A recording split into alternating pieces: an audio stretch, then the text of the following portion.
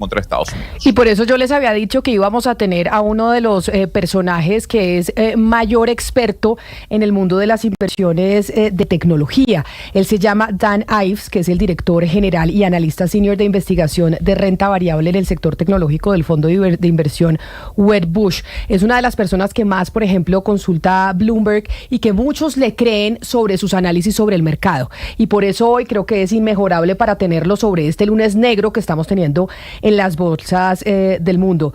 Mr. Ives, thank you so much for being here with us in Blue Radio. It's a pleasure having you in our show. Great to be here.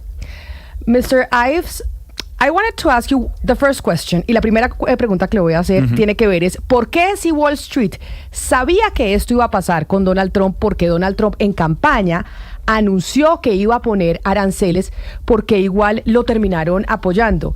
And my first question will be, why did Wall Street support Donald Trump during the campaign, even though they knew this was going to happen? Because Donald Trump announced during his campaign that he was going to put taxes and tariffs for the products that were going into the U.S. Why then Wall Street supported his campaign, even though they knew this was we were going to leave this? It's a great question. Wall Street supported reciprocal tariffs that were the real numbers. The numbers that they presented on the White House lawn, a ninth grader in high school would have gotten laughed at with those numbers. Those are not tariffs. That's a trade deficit converted into a tariff chart. That's why Wall Street and stocks are selling off like they are, because the numbers are so absurd. You don't even know where to start. ¿Qué nos dijo el señor Ives a esta pregunta de por qué? Que es lo mismo que pasa con los latinos, que preguntamos por qué los latinos apoyaron a Trump si sabían que esto iba a pasar con los migrantes o los venezolanos. Porque Wall Street apoyó a Trump sabiendo que iba a poner estos aranceles. La respuesta, Camila, es algo similar a lo que conversábamos aquí el jueves pasado sobre la fórmula que utilizó la Casa Blanca para imponer estos aranceles. Lo que nos dice nuestro invitado es que Wall Street efectivamente apoyó estos aranceles recíprocos, pero pensando, Camila, que eran números reales y que los números que presentó la semana pasada de la Casa Blanca, pues básicamente nos dice nuestro invitado que un estudiante de 9º grado que esté todavía en el bachillerato se reiría porque estos números no son aranceles. Nos dice que esto es un déficit comercial que convirtió la Casa Blanca en un cargo arancelario, y lo que está pasando es que Wall Street pues está vendiendo acciones como locos porque los números son tan absurdos que no saben por dónde comenzar. Están vendiendo las acciones como locos, y entonces yo le pregunto, es el que le recomendaría a una persona que pues no es un experto inversor, pero que pues tiene una plata ahí en algunos fondos y está perdiendo dinero. Y es que así hay mucha gente que no se dedica a la bolsa, pero pues tiene algunas inversiones por ahí y lo único que hace ver es su cuenta bajar, bajar y bajar. Then I have a question for you, Mr. Ives. What would you recommend to a person that is not a regular investor? It's just a person that have some money in the bank, in some funds that they provide for them, and they don't know what to do right now because they're seeing their bank account going down, down, and down, and down. And everybody tells you, don't sell right now because you will lose all your money. Wait 5 years and then you will recover. But right now, what we're seeing is completely different than what we saw in the past. So what will be your recommendation for those people that are listening to you and said, what should I do with my money? Well, we didn't downgrade any U.S. tech stocks this weekend. We lowered price targets, but we didn't downgrade because I've covered tech stocks 25 years, from dot-com bubble, financial crisis, COVID, and everything in between. This, in our opinion, is a very painful, temporary situation in terms of tariffs that will also pass. So I just don't believe that you sell stocks in these crisis moments. That's probably been some of the worst investing decisions that I've seen in my 25 years. Nos dice Camila, pues que por supuesto han estado muy atentos este fin de semana a lo que ha pasado. Nos dice que en los últimos 25 años ha habido situaciones similares como la burbuja financiera, como la crisis económica que vimos después del COVID, pero que en su opinión esta va a ser una situación temporal muy dolorosa en términos de aranceles, y que en este momento vender acciones, si usted sale mañana, Camila, y vende todo lo que tiene, sería una decisión de pronto de la peor decisión que usted haya visto en los últimos 25 años, y nos dice, y creo que es importante, una situación temporal muy dolorosa.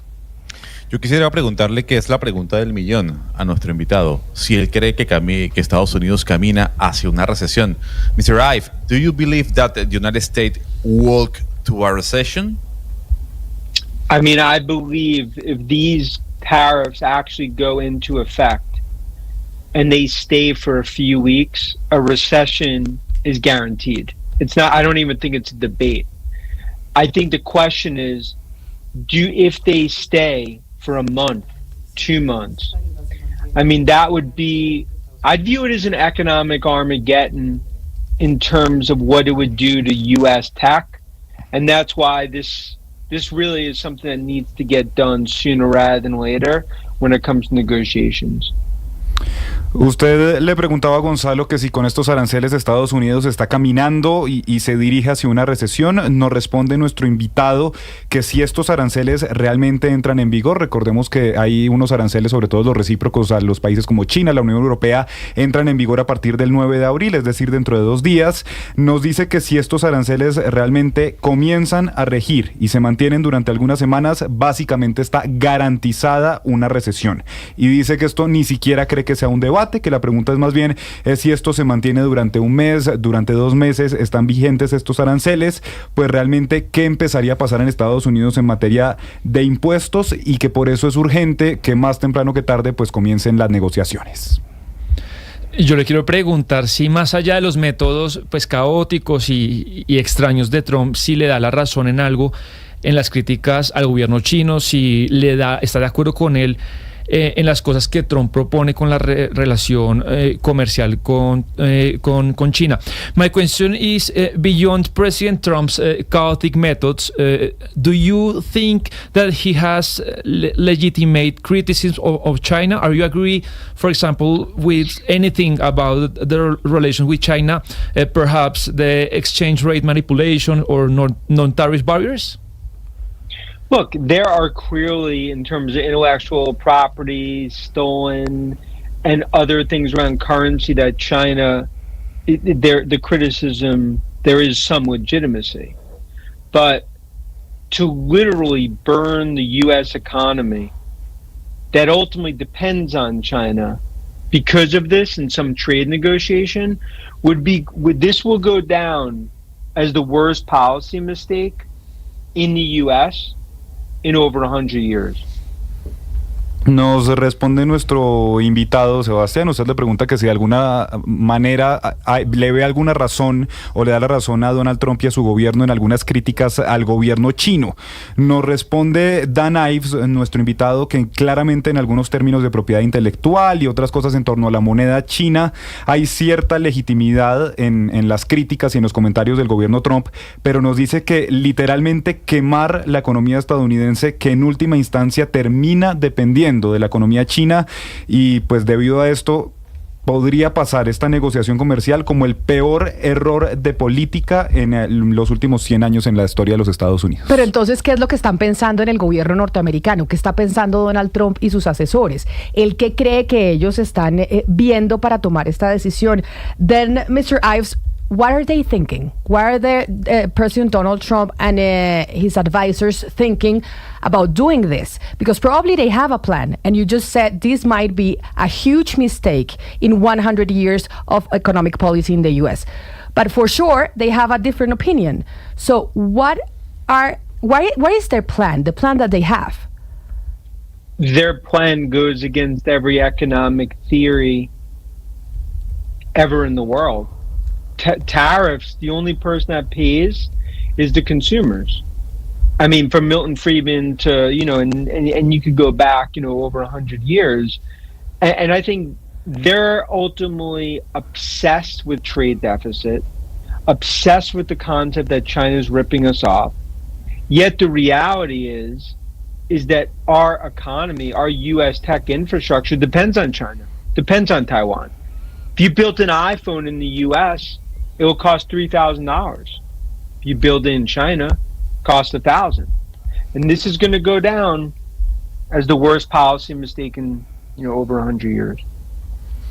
Nos dice Camila, usted le pregunta pues qué está pensando Donald Trump y su equipo de asesores económicos al tomar estas decisiones, y lo que nos dice es que realmente parece que están yendo en contra de toda teoría económica en el mundo y que parece que están obsesionados con hablar del déficit comercial, que están obsesionados y nublados en hablar con el hecho de que China está estafando a Estados Unidos, pero nos dice la realidad de Estados Unidos es que la economía, la infraestructura tecnológica depende de China, depende de Taiwán, que por ejemplo nos pone el ejemplo de los iPhones de Apple, y es que construir hoy un iPhone, fabricarlo en Estados Unidos, llega a costar cerca de $3,000. Usted lo fabrica en China, cuesta 1,000. Entonces nos sigue insistiendo, este puede llegar a ser considerado el peor error político en los últimos 100 años de historia de los Estados Unidos. Gonzalo, y el señor Ives, con quien estamos hablando principalmente, como lo decíamos al principio, es un analista de mercados, sobre todo de empresas tecnológicas, y ha defendido mucho la inversión en empresas tecnológicas como Tesla, como Nvidia. Ha dicho siempre que Apple es la mejor compañía del mundo. Y ahorita estamos viendo que las empresas, Gonzalo, tecnológicas son las que se están viendo más afectadas con estas decisiones de Trump.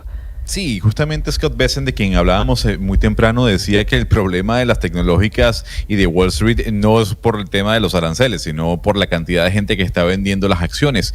Y justamente hablábamos al principio de la entrevista, Camila, de lo que dijo Scott Bessent con Tucker Carlson, diciendo que Estados Unidos no va a ver a Wall Street. Y mi pregunta va hacia allá con nuestro invitado, es ¿por qué Donald Trump no debería ignorar a Wall Street?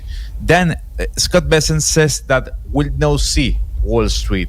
And the question is why Donald Trump should not ignore Wall Street. Stocks are not Republican or Democrat. Stocks know math and reality. And the stocks are basically saying this is an economic Armageddon. And I don't even think that there's a debate there. So this, in my opinion, it will guarantee Republicans lose the mid-years in terms of the midterm elections. And ultimately, this will guarantee a recession. So if they want to do that, they should go ahead. But in the process, it's going to go down as, you know, what I kind of view as an economic Armageddon that they're going to unleash with these misguided tariff policies. Usted le pregunta a Gonzalo por qué el gobierno Trump no debería ignorar a Wall Street, y finalmente nos dice, mire, es que las acciones no son republicanas, no son demócratas, y lo que se está gestando aquí es una especie de Armagedón económico, y nos dice, ni siquiera creo que haya un debate aquí. En mi opinión, lo que está pasando básicamente va a garantizar que los republicanos pierdan las elecciones de medio término, que están a un poco menos de 2 años, y en última instancia también están garantizando una recesión. Así que nos dicen, si lo que quieren es esto, pues sigan haciendo como lo están haciendo. Pero mire, él ha defendido la inversión en empresas de tecnología y la competencia entre países por la inteligencia artificial sigue, porque a pesar de que esa competencia continúa, pues no se ve reflejado en el mercado de valores y en las acciones. Mr. Ive, you always advise that we should invest in tech companies. But right now what we have seen is that the tech companies are the ones that are going worst. We have seen the Nasdaq and it's going down and down and down. But we still see that countries and nations are competing for AI. Why, if they still competing for AI, this is not reflected in the stock market? Well, I mean, look, in the dark days of COVID, March, April, May, you go back to financial crisis 2008, 2009, stocks are going to assume worst case. And that's what these tech stocks are assuming. But we've made our career hand-holding investors through panic moments like this.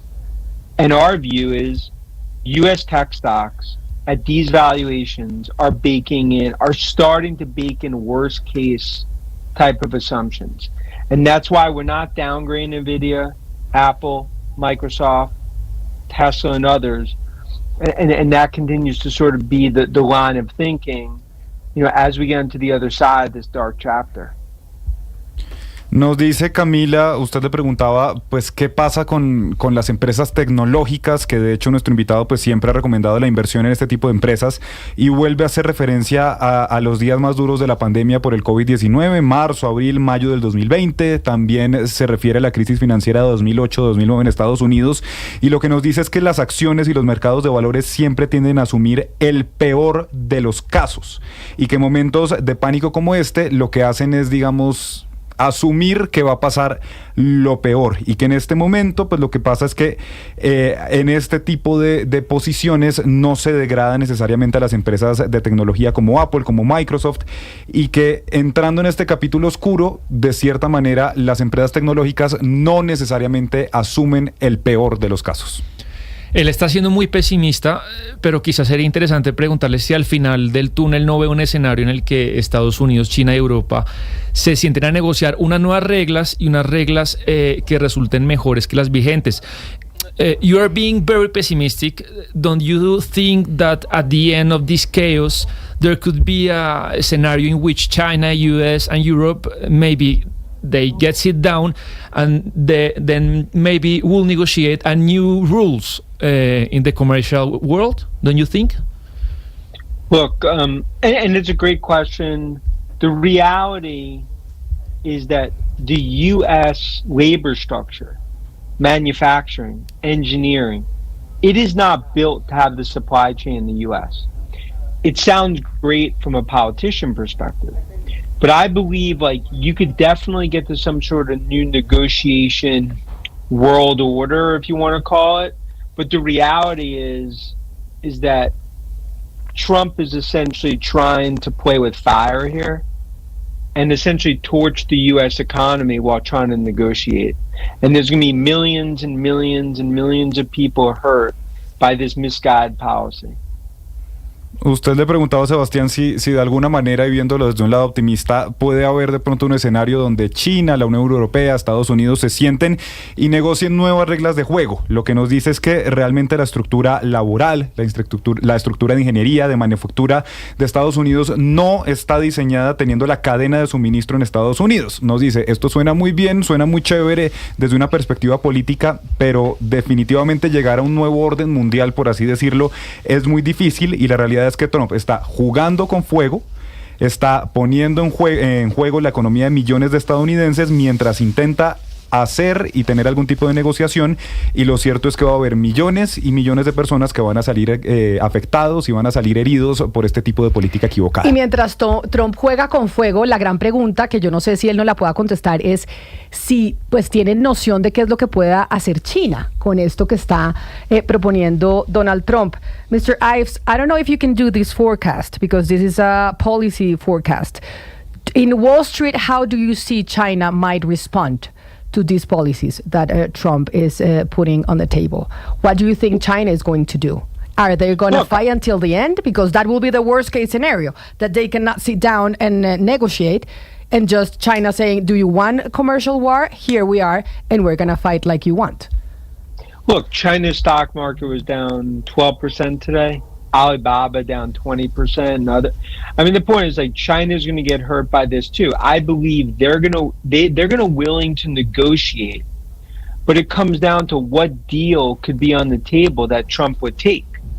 And I think that fundamentally is where we are, because if this doesn't start to happen soon, a U.S. recession is basically guaranteed. Nos vuelve a decir, Camila, nuestro invitado, pues ¿qué puede hacer China si de pronto van a luchar hasta el final? Le preguntaba a usted, y lo que nos dice es que el mercado de valores chino pues también cayó un 12% hoy, que Alibaba cayó un 20%, y que el punto en medio de todo esto es que no solo Estados Unidos va a salir afectado, sino que China también se va a ver afectado por esto. Nos dice que él cree que están dispuestos a negociar, pero que la gran pregunta en este momento es ¿qué tipo de trato Donald Trump estaría dispuesto a aceptar? Y que fundamentalmente en lo que estamos es que mientras de pronto se sientan a negociar y alcanzan un trato que para Donald Trump sea suficiente, pues la recesión en Estados Unidos está básicamente garantizada. Sí, yo le quiero preguntar al señor Ives, Camila, por esto que hablábamos la semana pasada de geoeconomía, si él cree que esto es lo que está haciendo Donald Trump, de utilizar la economía para lograr objetivos geopolíticos, y si de pronto esto puede estar bien para América, no para el mundo, pero sí para Estados Unidos. Mr. Ives, you just said that Trump is going against all economic theories, but there is one writing by Albert Hirschman many decades ago that talks about geoeconomics. Basically, it's using the economics to achieve geopolitical goals. Do you think this is what Trump is doing, and don't you think that could be a good thing for the United States?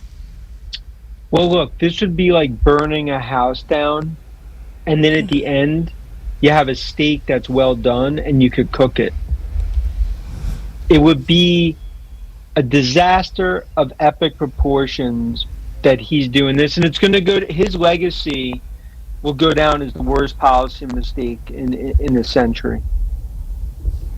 Nos dice Jennifer, usted le preguntaba pues que de cierta manera Donald Trump está utilizando la economía para conseguir objetivos políticos, y lo que nos dice es que realmente aquí podría haber un desastre de proporciones épicas, y que lo que va a pasar es que su legado podría ser el peor error político que ha cometido justamente un político en la historia de Estados Unidos. Bueno, Camila, yo le quisiera preguntar a nuestro invitado sobre la industria cripto, porque ha sido la industria cripto también muy afectada en estos días con toda esta situación en Estados Unidos. Mi pregunta sería si va a seguir esta situación, esta dificultad en la industria cripto, o si realmente cree él que puede haber un chance para este mundo, para el mundo cripto. The crypto industry has had also a difficult time with all this. And for you, is the end of cryptocurrency, or will be a good chance for the crypto world? Well, I think, look, Trump is a pro-crypto president, but it's a risk-off environment, and crypto is going to sell off just like stocks. And I think many on Wall Street, to answer even like how we started, they expected a pro-business, a very bullish Trump. And instead, they've gotten the opposite. And it feels like many, the rug got pulled from under them in terms of the view. Nos dice Camila sobre la industria cripto, pues que Donald Trump es un presidente pro cripto que ha promovido justamente este tipo de inversiones, pero que en un entorno de riesgo tan alto como el que estamos, las criptomonedas se van a vender exactamente al igual que las acciones, y que en Wall Street, pues muchos esperaban un Trump pro negocios, un Trump que fomentara el crecimiento de la economía, y en cambio han obtenido un Trump que ha hecho exactamente todo lo contrario. Bueno, pues hay que agradecerle a este señor que nos haya hecho tanta asesoría en términos de inversiones y que nos haya atendido tanto tiempo, porque de verdad esta es una de las personas que presta asesorías más acertadas en torno a al mundo de la tecnología. Mr. Ives, thank you so much for your advice also, because we were asking also about personal advice, and for this interview here with us in Blue Radio. It was a pleasure having you here in our microphones. Thank you. 11 de la mañana, 37 minutos. Ojo entonces, Gonzalo, aquí el señor dice, si esto no se reversa, hay una crisis garantizada, una recesión garantizada. 2, no venda ahorita, porque los peores errores que puede cometer es vender ahorita porque pierde su plata, pero la gente está angustiada porque ve cómo la cosa va bajando y baja y baja y baja. Entonces tenía sus inversiones, como usted, Lucas, con el cripto. Le voy a contar. Cuénteme. Acuérdese que yo invertí en diciembre. Sí, señor. Que fue el momento por de recomendación de Gonzalo. Sí, porque Gonzalo dijo, ahora es lo que todos creían, y nos decía nuestro invitado, esto con Donald Trump, el Bitcoin no va a tener techo y puede que siga subiendo. Entonces yo dije, tengo mi prima. ¿Usted sabe cuánto he perdido entre diciembre y hoy? ¿Cuánto? El 50% de mi inversión. No le puedo creer. Pero no venda. No. O sea, de hecho me dijo, si vende, sería el peor pierde. error financiero que usted va a cometer en los últimos 25 años que yo llevo aquí. No voy a vender, pero claro que asusta, Camila, porque usted mete una platica esperando que al menos se mantenga. Y pero lo que un momento. señor. Lo que pasa es que, a ver, si usted metió la platica, y yo voy aquí a defender el mundo cripto, si usted metió la platica pensando que esa acción iba a ser como la de Coca-Cola, que no se mueve para ningún lado, pues hubiese invertido en Coca-Cola y se queda tranquilo, no pasa absolutamente nada. No, y pero usted sabe que usted me dijo, usted sabe, señor. Yo siempre le dije a usted, uno, es altamente volátil la acción de Bitcoin o el valor de Bitcoin, y dos, usted tiene que meter plática con la que no cuenta.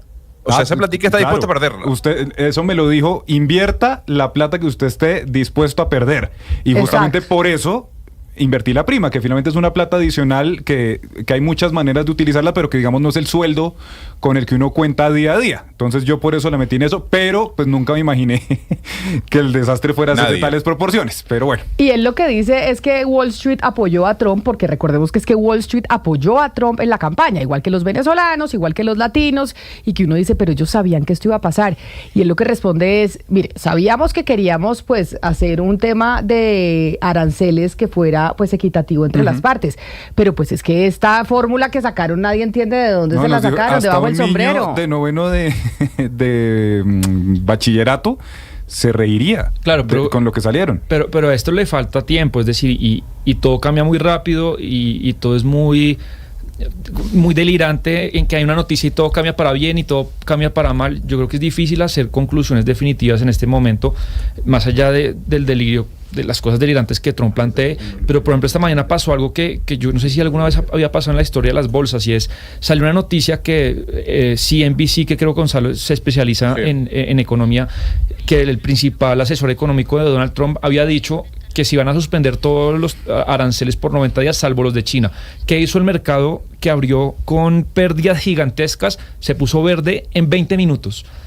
A la media hora, 10:40 hora colombiana, salió la Casa Blanca a decir que eso era mentira.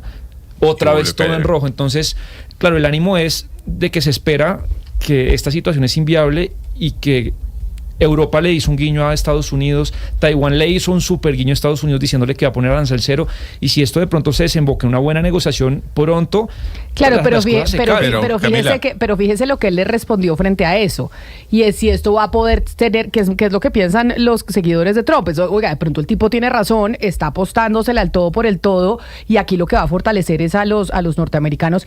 Él dice, es muy difícil cambiar el sistema de comercio a nivel internacional. Es muy difícil y se toma demasiados años, porque para hacer el iPhone, usted, para que le salga a $1,000 y no a 3,000, no lo puede hacer en Estados Unidos, y de aquí a que lo haga en Estados Unidos se va a demorar muchos años, claro, y ahí va a generar toda una crisis económica. Pero esas negociaciones, no me refiero a que claro, que todo el proceso manufacturero se traslade de Taiwán, de China a Estados Unidos, sino que cambien ciertas cosas. Por ejemplo, lo que Estados Unidos insiste mucho, Camila, en las medidas no arancelarias que por ejemplo Europa y el Mercosur le ponen mucho a Estados Unidos. Son cupos, sanciones, medidas sanitarias, y creo que de alguna manera Trump le dice al mundo, oiga, que sea más equitativo y que de pronto haya negociaciones en ese sentido. No digo que el iPhone se termine construyendo en la Florida. Claro, pero es que eso es lo que busca Trump. O sea, eso es lo que ha dicho desde un principio. Y lo ha logrado, Camila. Pero lo que le dice, lo que le acaba de decir ese señor que acabamos de entrevistar, es le dice, mire, eso es imposible de hacer ahorita.